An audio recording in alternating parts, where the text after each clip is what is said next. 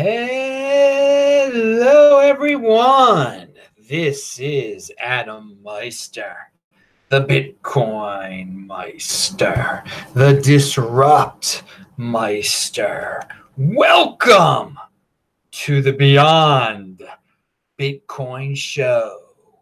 Today is December the 15th, 2018. Strong hand, unconfiscatable. Bitcoin is the next Bitcoin. Personal responsibility is the new countercultural culture. Deferral of gratification. All right, everybody. I'm in Tel Aviv, Israel. Got a lot of energy tonight. This is going to be a great show. We're going to talk about so many more subjects that are way beyond Bitcoin, but we'll talk a little bit about Bitcoin. If you want to hear about Bitcoin, check out yesterday's This Week in Bitcoin show. Simon Dixon was my only guest. He made up all the panel because he's the apex predator of guests. It was a great time. My shows are going to be a little bit earlier now for everybody in the United States. Since I'm in Israel, the whole time thing is messed up. It's midnight where I am. It's 5 p.m. back in New York and Baltimore and D.C., and in Los Angeles, it's 2 p.m. And I kind of feel like it's 2 p.m. still. I haven't got used to the time yet. The jet, I'll explain that in a second. Anyway, also watched Thursday's show. It was a good show, but not many people got to watch it because the Friday show came on only a few hours after it. All right. So, and always check out the links below. You can get t-shirts, all sorts of good stuff linked to below. And everything I talk about in this video is linked to below. DisruptMeister.com, all my old shows. All right, so we'll start with what the great Human. Human is a guy who makes videos that pertain to men and won't pertain to everyone. And he says, but mostly men, says when you're out on the internet, okay, all you people going out on the internet in the comments section on Twitter, whether you're reading or you're posting, etc., don't go out there with your sword out, okay, like you're looking for a fight and you're looking to troll.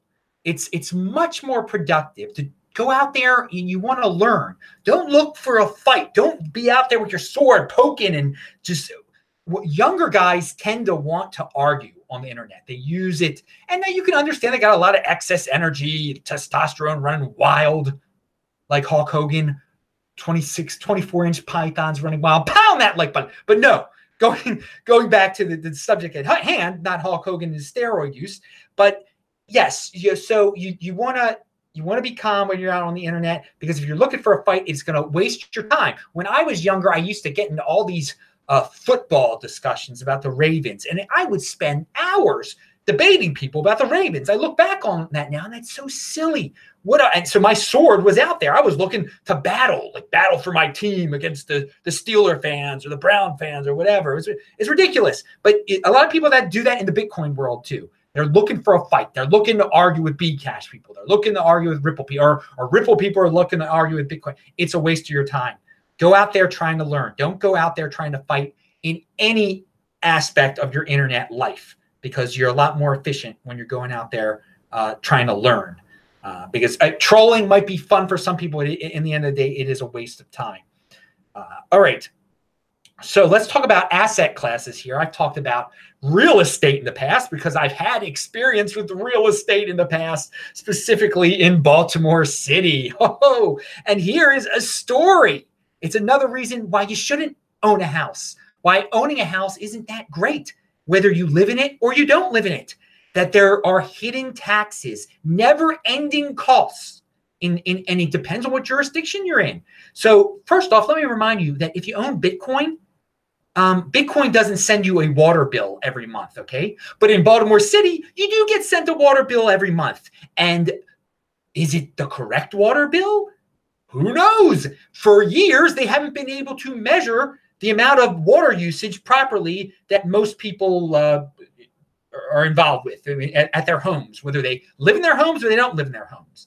And if you make the renters pay, the renters don't have to pay the water bill. If they don't pay the water bill, if the renters don't pay the water bill, the city will take the house from you. So that's not an option either, okay? If you do own a house in Baltimore, pay your own water bill and then deal with these horrible consequences. So here's the thing. The politicians in Baltimore right now, they're always looking for a way to get around the main issue, which is that they don't measure the water bills correctly, that the meters are all broken or most of them are the whole system is broken. If they just corrected it and people would get correct water bills, it would be okay. But if you lived in Baltimore, owned a home in Baltimore, oh, you've gone through the hazing period at least once where you received that one $400 water bill out of the blue. You know, you've been getting an $89 water bill. All of a sudden, you get a $400 one. You don't know why. They make up lies. Why? It's because the thing's broken. It's not because you have a leak. They have all these. Sometimes a person will have a leak, very rarely. But anyway, it is. And some of you people think I'm exaggerating this. Like, how can the entire system be broke? Are you saying that your people's water bills are random? Yes, they are. Usually, you'll get the same water bill month after. When they used to do it quarterly, you would get the same one over and over and over again every quarter. You're not using that. You're not using the exact same amount of water every quarter. Trust me. And then they've added extra water bill taxes onto the water bill. Now that's something that's solid. Like everybody gets paid that. Everybody gets charged that extra $35 a month. Okay, at least that makes sense. It's horrifying. It's a hidden tax. The whole water bill system is a horrible hidden tax. No real estate agent is going to tell you about that. If you own a house in Carroll County, which is a couple counties over in Maryland, you don't have to worry about this nonsense. You don't get that hidden Baltimore City water bill tax. Their water bill system is correct. They actually measure how much water you use, or you have a well, or whatever the system. Anyway, so Jack Young, who's the president of the city council, his proposal offering income-based billing comes in the wake of another planned rate hike. Okay, so since they can't figure out how to properly measure your water usage, they're just going to, the communist Jack Young, who's the city council president, or whatever he is, I shouldn't even call him who knows what he is. The guy, the sociopathic bureaucrat who makes tons of money by being the city council president and doing who knows what. This man proposes, well, why don't we just, everyone's water bill is based on how much money they make. That sounds fair, right? You know, you can use as much water as you want to, but if you're poor, then you don't have to pay. The rich people will pay for your water bill, or the middle class people. And obviously a nonsense solution. The solution is to properly measure how much everyone uses. Okay, that's the fair thing. But of course, and he wants to come up with a new city bureaucracy, a new city department that deals with water bill issues. I mean, there's already people who are dealing with water bill. It is nonsense. So read the article. These are the joys of real estate, and the joys of dealing with sociopathic politicians that are just trying to get more and more votes, of course, because the poor people complain when they're getting these high water bills. So why not? There are more of them than the wealthy people in Baltimore City, so why not just make it income-based so they don't have to worry about their water bills anymore, and they'll vote for Jack Young and they already vote for Jack Young blindly over and over again. And what's up, Jack Young? If you're watching this, I know Jack. I met him in person and stuff. When I cared about politics, I got in an argument with him on the streets of Baltimore in year 2011. At Artscape, actually. At Artscape, I was raising my voice, and that's not the solution to the problem. The solution is selling your darn house in Baltimore, buying Bitcoin, and becoming a wealthy person traveling around the whole world, and let Jack Young rot with everybody else over there in the water department or whatever. Anyway, so I mean, you got to take care of yourself. You got to take care of yourself here. But I'm just putting it out there. What you deal with owning a home. For all you people who say, "Oh, real estate's great," real estate, you got to deal with the bureaucrats, all their rules. With the Jack Youngs of the world, with the water bill based on income nonsense, just nonsense out there. So again, upgrade, opt out into the Bitcoin overlay. Turn your house into Bitcoin like I did. I don't get my Bitcoin doesn't send me a water bill. My Bitcoin doesn't get me talking to Jack Young in the water department. All right, whatever the darn department is down. And to go down to when I had that $400 water bill, I had to go down there and make a presentation. I had to talk to someone. I forgot the whole thing. The people you have to deal with down there, it's horrifying. Anyway, I'm in Baltimore 4 times a year now. It's great. It's great. see the family. I don't own any, have to deal with this real estate. And believe you me, if you do research into my background, you'll see I was a big Baltimore, housing type of, we did a lot of fun things in Reservoir Hill. I'll tell you, it was an experience, but that's for another show and another day. All right. So let's talk about my plane ride. So I started out in Los Angeles. There was a layover in Newark, and then I ended up in Tel Aviv. So that's pretty long on a plane. And it's a 10-hour difference between Los Angeles and Tel Aviv. So keep that in mind for the rest of the show and what's been going on here. So what many of you know that when I'm on a long plane ride, I'll just fast. That's it. I do not eat on planes. It's disgusting. The food is disgusting. I would never eat their food. First of all, it was United Airlines, and that's why I got to write down something here to remind you. I'm writing something. I'm going to talk to you guys about it in a second. I don't want to forget this because I didn't write it down. All right. So yeah, on the plane ride, I fast, and it ended up being a 62-hour fast. Okay, from Los Angeles to when I finally ate in Tel Aviv. I ate the night before I left Los Angeles, and then I ate the afternoon Friday after the Simon Dixon. After the Simon Dixon show. Shortly, I actually ran. I ran like with 60 hours fasted, and then I ate when I got back. But the point of me even mentioning this type of thing is that everyone here I think knows that I fast 22 hours every day. I space my meals out. I'll have a meal, then 22 hours later, I'll have another meal. Okay, so at least sometimes it's 23, sometimes it's 24 hours. So lately I've been eating around 5 p.m. or 3 p.m., 2 p.m. Depends what. But I always since 2013 it's been at least 20 hours between a meal. But since I think 2015 it's been 22 hours. Whatever the case, I'm a big intermittent faster guy. But then there are other times during the year when I'm going on a plane, it turns into at least like a 41-hour fast, okay? Which means you totally skip a day of eating. So you start, you eat on a Sunday night, you go on a plane on Monday, then on Tuesday, you eat again. So you've skipped Tuesday, you skip Monday completely. You didn't eat a thing. So that day, 365 days a year, that's one day you did not eat during the whole year. Well, with my whole schedule, now I've done many 40-something, 50-something, 60-something, mostly around the 40s fast. But I also did a 73-hour fast this year, over 73-hour. And then I did my record 120-hour fast, all right? Now, those two are very important because supposedly you can restart.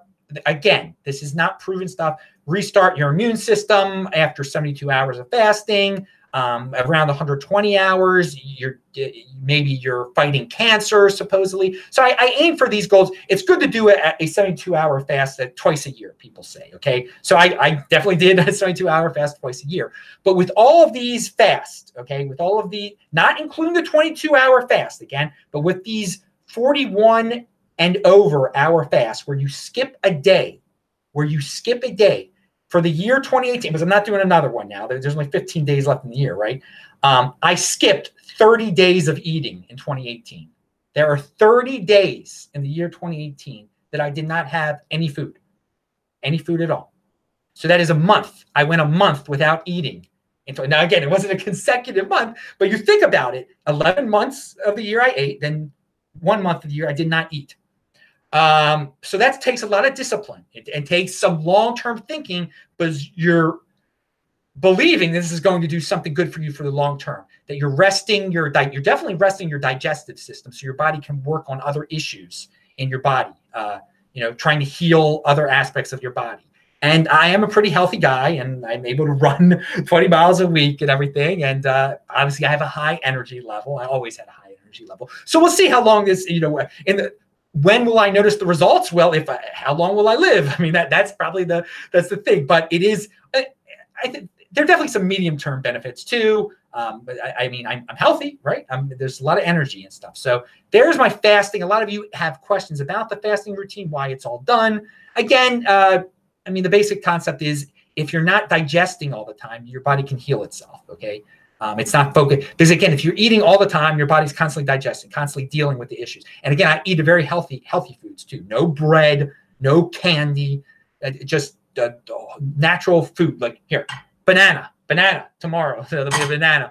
But yeah, I have salmon. But again, nothing. I don't have oils added to it. I don't have things fried. And again, I'll have meat. There's nothing wrong with just having some meat. Okay, it's not going to kill you. But if it's meat that's fried in some horrific unnatural canola oil, or it's breaded, no, that's not good. That's not good. keep it simple. I keep my crypto holdings simple with the Bitcoin and, buy and hold. And I keep my food simple. Just, you don't put ketchup in all this nonsense because it's poison. Ketchup is poison. I mean, it's got all sorts of oils and chemicals in it. I don't eat prepackaged foods or anything like that. Just my ingredients are very simple. If it's peanut butter, it'll say peanuts. That's it. Not the other mono and diglycerides and the ridiculous. Pound that freaking like button, people. All right. Let's talk about here. It is now Saturday night, or it's turning into Sunday morning, I guess, in Tel Aviv. And Tel Aviv is what a very interesting city. And a lot of people, even if you're Jewish, you're going to get thrown off by it a little bit. So on Friday, people start to not work on Friday. I think some people will work half a day on Friday. But when Shabbat starts on Friday, everything really starts to shut down. If you're out on the streets when Shabbat has started on Friday night, there's some people at bars and stuff, a few, but it's very quiet, very few cars. And then Saturday during the Sabbath, they're very few. And again, Tel Aviv is not a religious city at all. It is like a world-class secular looking city. Okay. It's not like in Jerusalem or anything like that. I mean, Jerusalem's great. And it's obviously a world-class city, but it's a very religious city. No doubt about it. But in Tel Aviv is just like going to Los Angeles, kind of the Los Angeles of Israel. I don't know. But what I'm saying is you don't see you see people with tattoos, you see gay people out there, you see all sorts of things you wouldn't expect in a religious place. Okay. It is not it's a secular city. The point is, though, is that no matter how secular the people have become, the Jewish people have become in Tel Aviv, they still like to spend time with their families during the Sabbath. There is no doubt about that. There is no doubt about that because people, and then so when it gets on Saturday night, when it gets dark again, the Sabbath ends, all of a sudden there are all these cars out in the street. People are walking around like it's daytime again. And then on Sunday, people work. Tomorrow, people will work like it is a work day. I will go to the Bitcoin Embassy tomorrow at 7 p.m. People will have worked. And I can't wait to go to the Bitcoin Embassy to see everybody there. It has been a while. Some people are expecting me there. I think some people will be surprised that I'm going to be there, that I'm back. But I didn't make a big announcement or anything like that. No need to do something. It's great. It'll be great. But the point is, it's a very interesting environment here. Very interesting. And then so you go, I'm walking around because, well, first, one of the reasons I started walking around tonight is I went to synagogue this morning. Now and we're going to go into detail why I've been going to synagogue lately. But I went to synagogue this morning, and when I came back, I fell asleep. I just fell asleep for like 4 hours, basically, because part of my body is still in LA time.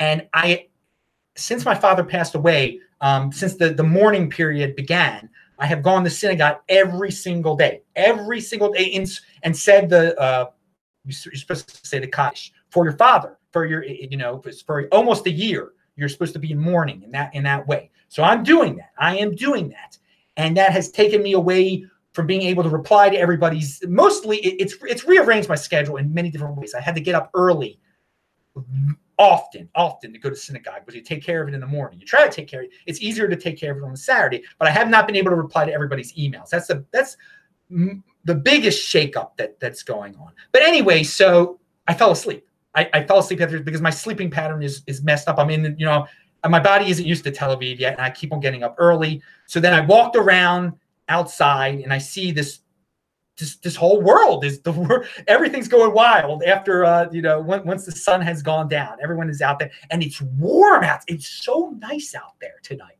It is just great, and you're so safe out there in this city, in this country. You're so safe. It's not like definitely not like walking around Baltimore. I mean, children are running around, and then you have women that are like 19 years old that are back from the army, and they're walking around with these tremendous guns, and you're safe. They're not going to start shooting. If anything happens, nothing happens. And so people have these rumors about Israel, how dangerous it is. I mean, again, it is so safe, and it is beautiful. And again, this is winter. This is their winter. It is they're right by the sea.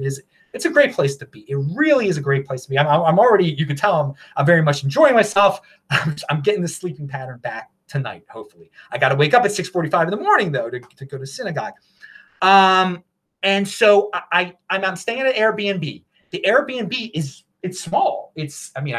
Obviously I'm a guy of a certain age and a certain wealth, that I'm always going to have. I'm never going to do an Airbnb share type of thing. I get my own place when I go to when I go somewhere. I get my own place. I have my own bathroom. I have my own kitchen. I have my own bed. That's it. I'm all by myself. I don't have no one bothers me. I don't see anyone. It's my own apartment, but it's small. It's very small, and that's the thing in life.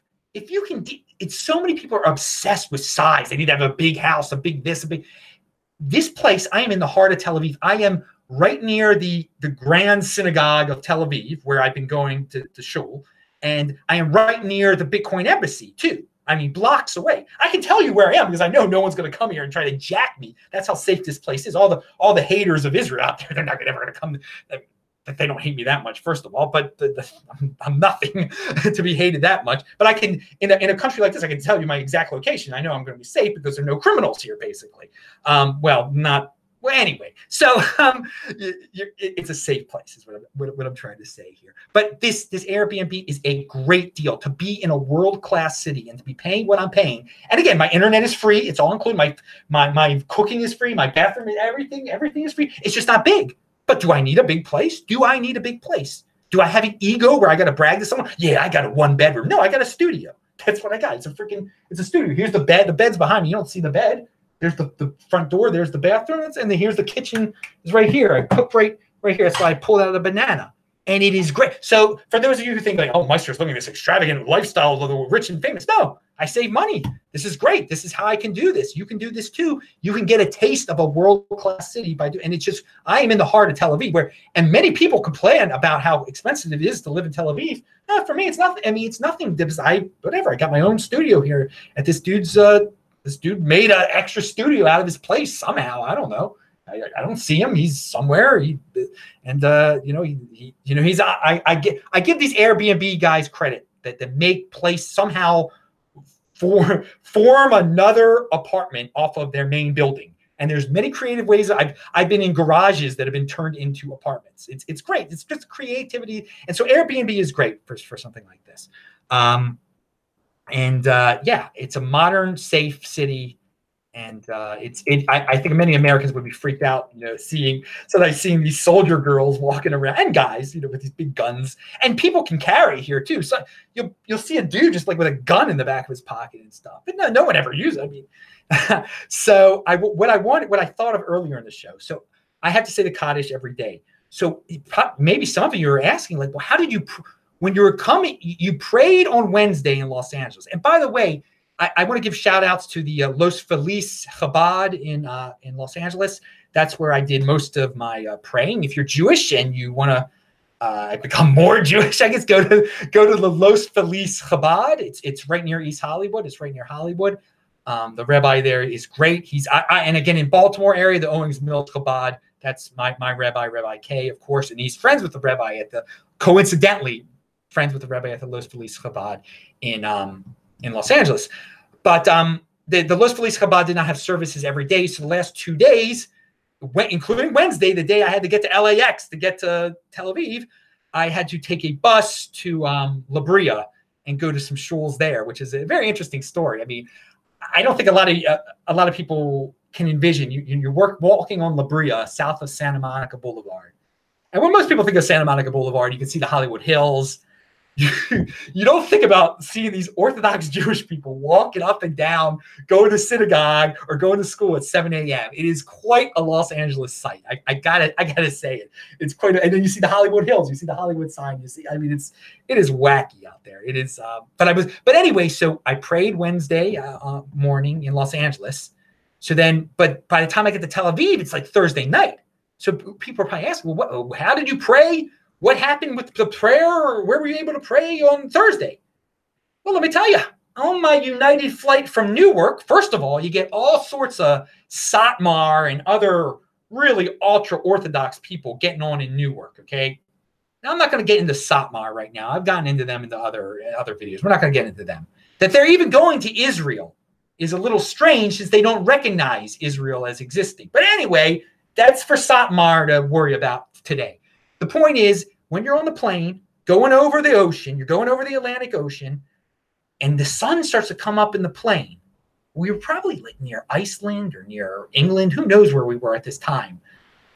all of a sudden, all the religious people and not so religious people start putting on their tefillin, putting on their talis, putting on, well, they had the yarmulkes on, of course, already. And they start praying. So, of course, I got all my stuff. I put my gear on. You should have seen me. I'm on the United flight, totally disoriented because I'm not getting a good night's sleep on a flight, obviously. Don't know what really time it is. And that's where I said my Kaddish right there with all these other guys are praying around you. Another sight to see. I mean, another strange sight. I don't know if any of you have ever been on an airplane where all of a sudden a bunch of Jewish people start praying. And they're standing near the bathrooms. They're standing in the aisles. They're standing not in the bathrooms, near the bathrooms. You can't bring your talis or your tefillin into a bathroom. All right. So there's my little story today. And again, so you're getting a little, I mean, this is the Beyond Bitcoin show. You want to hear about, so with all this coordinating, going to these synagogues, there's a lot of travel time. Like those last 2 days in Los Angeles, I had to get on the bus, and it wasn't that quick of a process. And then to get to Los Feliz, I would have to walk up to Los Feliz. So I've had when you're in this mourning period and you're going to synagogue every day, and then you can't just leave the synagogue once you've said your prayer and everything. I mean, if the rabbi invites you to do something else, you're polite. You stick around for the thing. Los Feliz, I stuck around for other activities and stuff. You just don't leave. You want to be, they're very welcoming to you. They did something, and then in return, you're welcoming to them. There's a give and take to all this. You want to be polite in life. But I've had a lot of time to think. You get a lot of time to think about spiritual issues. So I'll just throw that out there to people when you put yourself into and again, people are going to say, well, you don't have to go to synagogue every day. You don't have to go to synagogue. No, I mean, I'm doing this. My father went to synagogue every day when his mother died. So, I mean, or he tried to. I mean, from what I know, he tried his best. He was in Baltimore, though. He was in Baltimore, and that was, he had to deal with, he had children to take care of stuff. I don't have children. I don't have a wife or anything like that. So for me, the hard part is just getting the logistics, I'm going from city to city. I got to find a place in Israel. Obviously it's easier to find a place to pray, I guess. So, but you definitely have time to think about a lot of spiritual, existential issues when you're doing this. So, this is part of my life now for the next year, I guess, or a little less than a year. And it's an unexpected jolt to my usual schedule. But this is what happens. This is life. You gotta take it like this, and they're gonna be unexpected things. You gotta roll with the punches. And it's been an interesting experience. I've met some interesting people at these synagogues and seen some things I didn't expect. And sometimes I'm like, I gotta tell my dad about this. I want to tell, but I can't because he's gone and everything. But I'll tell other people. But he would love some of these stories that I've encountered. He would be very interested in some of the things that I've seen. So here going on. Okay, so now enough of the religious stuff, enough of the prayer, the personal Meister info there. Here is something. Who said this? Well, this is for 80%ers. This is a constant 80% theme. I think Human also said this. People don't want to hear your opinion. They want to hear their opinion coming out of your mouth. So when you're on YouTube, you get this a lot from 80%ers. They'll be like, I'm unsubscribing because you said something I didn't like. Whatever, do what you're going to do, dude. That doesn't. They think it's some passive aggressive move they're doing. I'm unsubscribing. That's swording. That's using my sword to hurt him. Not really. You don't really notice that too much when someone unsubscribes. And I definitely consider it a passive aggressive move when someone informs me that they did. But the point is, why they do that is people don't want to hear your opinion. They want to hear their opinion coming out of their mouth, at least out of your mouth. At least 80%ers. That's the 80%er mentality there. They want to hear their opinion out of your mouth. If you're a 20%er, you're willing to hear other opinions. Okay, you know that you're not going to agree with me every time, or you're not going to agree with whoever every time, and you're gonna deal with it. You're gonna learn. You're not out there looking for a fight. You're out there looking to learn. So there's some advice there. Jeet, the great Jeet, who I usually quote on my other shows that deal with Bitcoin. There's nothing. By the way, people, if you made it, there's going to be some political talk. We're going to talk about Biden and Beto in a second. Some of you are probably like, I don't know, what's all this religious stuff? Hey, it's the Beyond Bitcoin show. You never know what you're going to get, but the religion stuff was first today. The political stuff will be toward the end. So bear with me. You can always fast forward.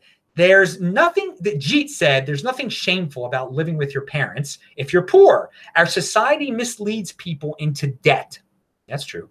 Wasting time on low probability careers, quote unquote careers, and throws children to the wolves. Parents who support their children and children who take care of their elders are honorable.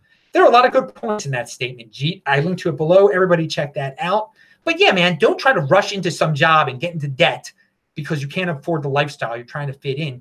Take it easy. If you got to live with your parents for a little longer, live it. But get, it's better to live with your parents and figure out how to be totally independent, not working for anybody but yourself, than working for some corporation, going into debt and being a tax slave, and then who knows what ending up in what sort of situation in the long term when you're older. So take a long-term approach. And yes, it is honorable to take care of your parents if they need help and they've been good to you, and if they're good people, yes, of course. And there's sticking around with them is great. But we live in this where you got to be Mr. Cool Guy and get your sports car and go into debt, and that doesn't, you don't end up in a good situation.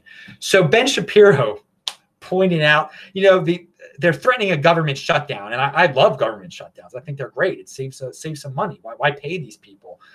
We don't. But Ben Shapiro says that when there's a government shutdown, only non-essential employees they're the ones who are not working.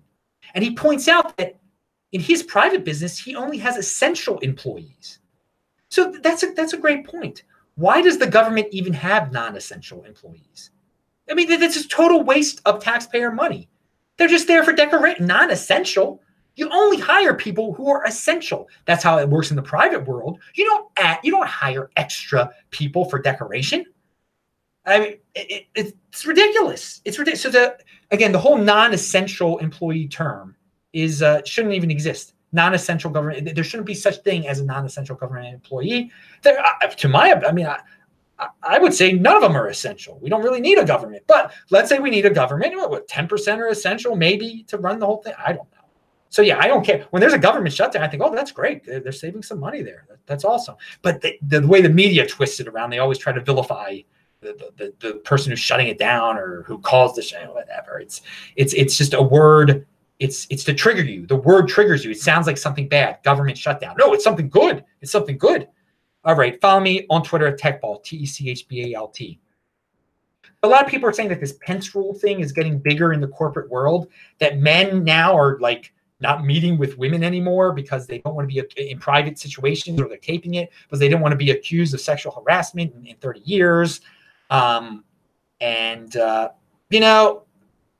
way I see it is, why even deal in that game, man? Why even play in that world, in the corporate space where you're going to have Pence rules and stuff?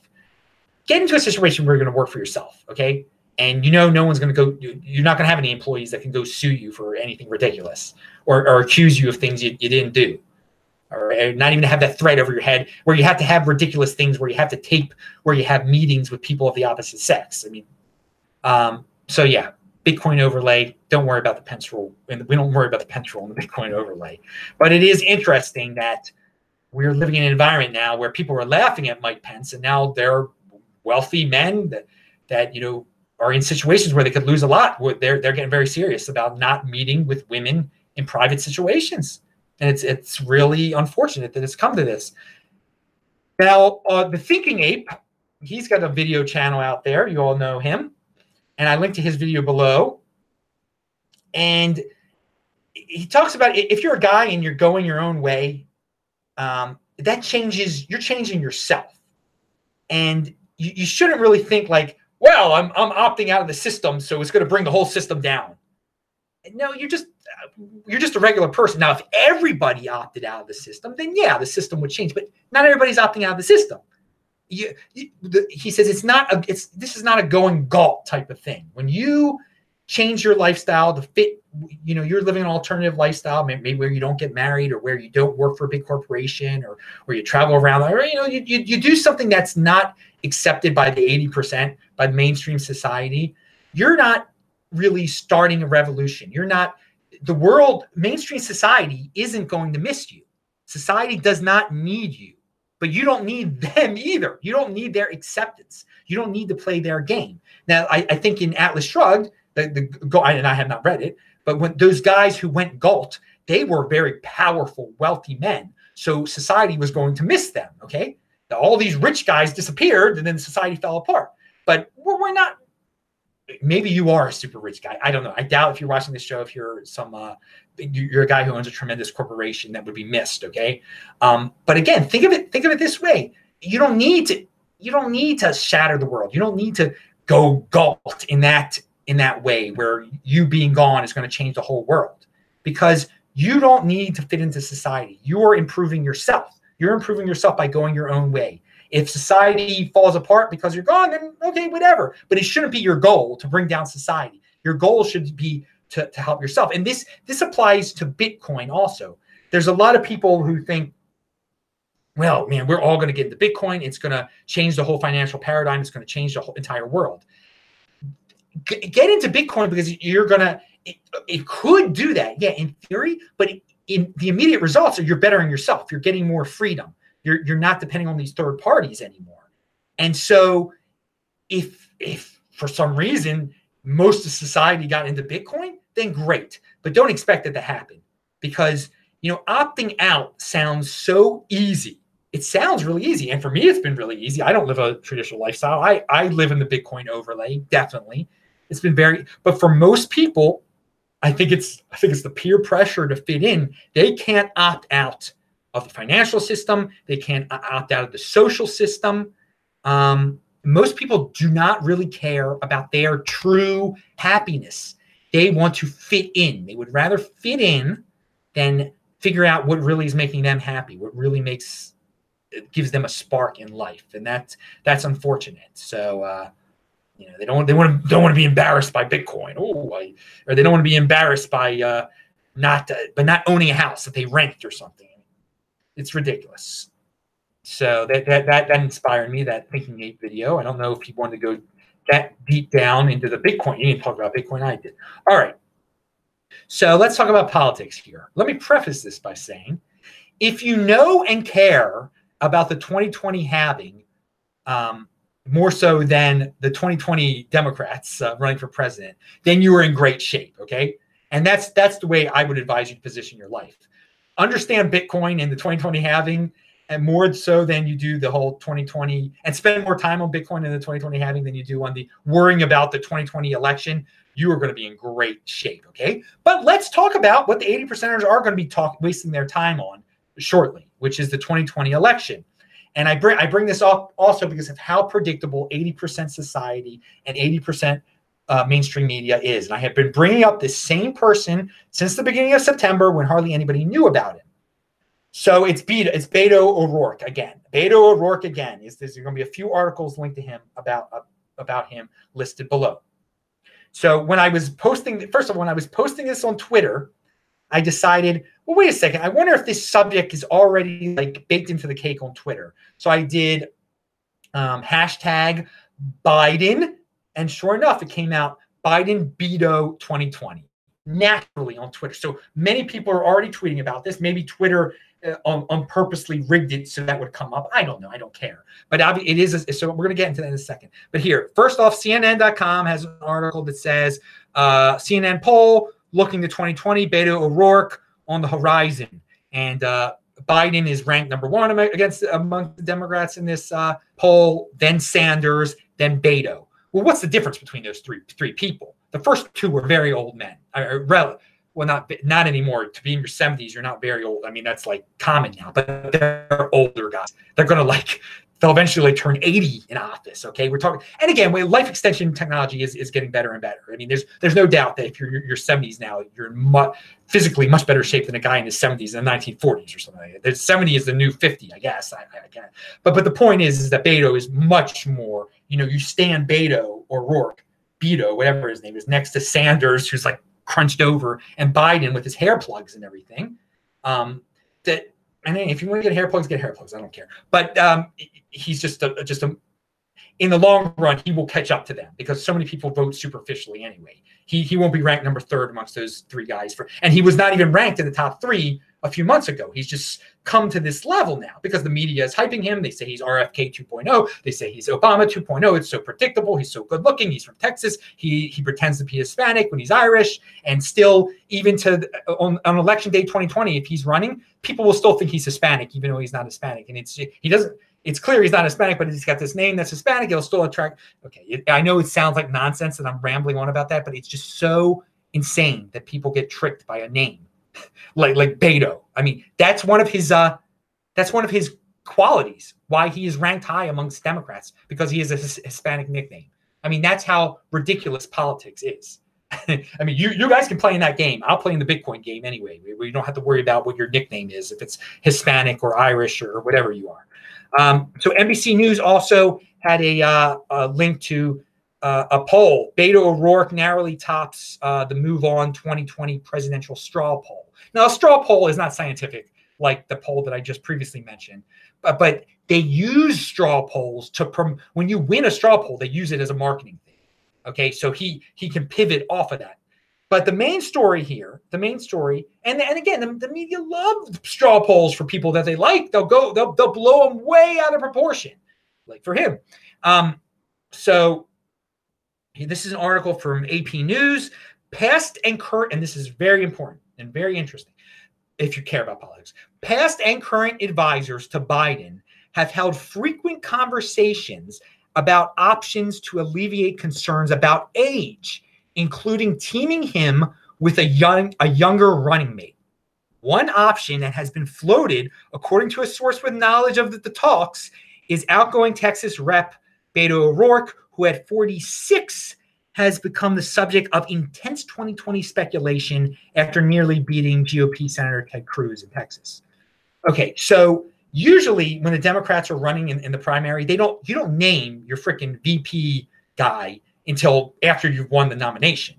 But I believe that the Biden guys are talking to the Beto guys. I have no doubt about it. I've heard that there are things that are floating around. This is not the only story about this. I think it would be a smart move for this old geezer to say, okay, we're going to try something different here. I'm so modern but old. I'm going to pick my VP candidate right now, 2 years before the freaking election. Okay, I'm picking my VP candidate now.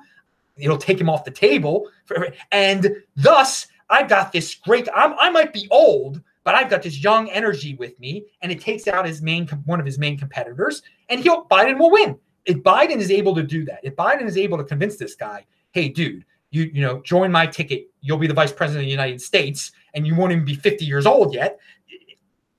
He'll win. They'll be able to beat Trump. Well, they'll have a great shot of beating Trump. It will also force Trump to do something. It will force Trump to well, let me go back again. If he picks Beto early, does this unprecedented move and makes a tag team with Beto, then some of the other maybe then Bernie Sanders will pick some communist woman to be his running mate or something. And then instead of having 40 people running for Democratic nomination, there'll be a few tag teams or something like that, and that would be a totally new way of going about things. That's not how things usually work. You don't pick your VP until after the nomination usually. You don't have a tag team beforehand, but I think this might change, which is a very interesting thing. But yeah, that tag team would beat all other tag teams immediately. That would win right there, because Biden does have some appeal with working class men and whatever. I think he's a joke, but that doesn't matter what I think. It's with all these people in the 80%, and the 80%ers get, but it would force Trump then he could not have Pence as his running mate anymore. He would have to pick Nikki Haley as his running mate at that point. They would figure out some way to get rid of Pence and then bring in a woman, because he would need a woman, because this is how it works. The current strategy for the Democrats, let's go over what the current strategy is, because this is all 80%er stuff. You can apply this to whatever you do in life, okay, to avoid this type of stuff. The Democrat strategy is to have these investigations into Trump that are going on and just attach like simple bad words to him through these investigations. Whether these investigations come up with anything legitimate or not, just make these investigations as complicated and bureaucratic as possible and attach one negative word to Trump, which is criminal. So all these investigations the whole point of them, Trump will probably be, who knows, he won't have, maybe they'll have an impeachment too or whatever, but he won't get convicted. It'll just be so they can all say the word criminal, criminal, criminal. And they've all begun it. Nancy Pelosi, all these people, they just say, when they talk about Trump, they say criminal, criminal, criminal, criminal. So that is their talking point, criminal. And this works to influence 80%ers. 80%ers are influenced by one simple word. They don't want to think. They're like, well, there's some investigation going on. He's criminal. I keep hearing the word he's criminal. So they're going with that tactic. So they're just going to, and then if they do this Biden-Beto tag team, they can say young. They'll say, we are young and experienced versus criminal. So young, experienced versus criminal. And it seems like I'm talking to a very simple child, but that's the way they talk to voters, because many voters have the minds of simple children, some of these 80%ers. So, but again, and Trump will fight back with woman. I have woman. So women vote for me now. So that's what it'll probably, I wouldn't be surprised if it boils down to that. So they'll be criminal. You are criminal. I have woman. We have youth and experience. And then the 80% will be like, ooh, I like woman, or I like youth and experience. I like pretty man like RFK. I like Indian woman from South Carolina. And so we'll have who knows? We'll see. So that's politics. It's going to boil down to that. That'll be very interesting. I don't waste your time in that world, people. That's what it all boils down to. For you, those who enjoy that type of thing, there's my take. Know about the 2020 halving. Don't have to worry about woman versus young man experience. All right. Bang that bell button. Click on those squares up there to watch my old shows. Pound that like button. I'm Adam Meister, the Bitcoin Meister, the Disrupt Meister. Remember to subscribe to the channel, like this video, share this video, check out the link section below. I will talk to you dudes in the chat. See ya. Bye.